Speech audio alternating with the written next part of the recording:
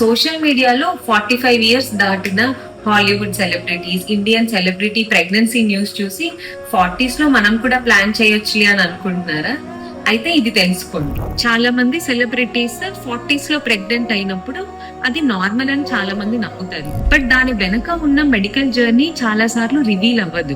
Research ప్రకారం 35 years దాటిన women కి ఎగ్ నంబర్ అండ్ క్వాలిటీ చాలా తగ్గిపోతుంది. దాంట్లో 40 ఇయర్స్ దాటిన తర్వాత ఓన్ ఎగ్స్ తో న్యాచురల్ ప్రెగ్నెన్సీ అనేది చాలా తక్కువ. మరి వీళ్ళందరూ ఎలా ప్రెగ్నెంట్ అవుతున్నారు? మోస్ట్ ఆఫ్ ది టైమ్స్ వాళ్ళు ఆల్రెడీ ఫ్రీజ్ చేసుకున్న ఎగ్స్ ఆర్ ఎంబ్రియోస్ ని యూజ్ చేసుకుంటూ ఉంటారు. కొన్నిసార్లు డోనర్ ఎగ్స్ ఆర్ సరోగేసీ లాంటి ఆప్షన్స్ ని కూడా ఆప్ట్ చేస్తారు. బట్ ఇది చాలా మందికి తెలియదు.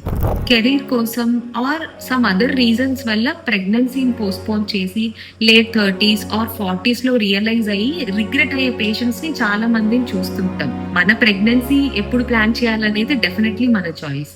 బట్ బయోలాజికల్ క్లాక్ అనేది ఒకటి ఉంటుంది.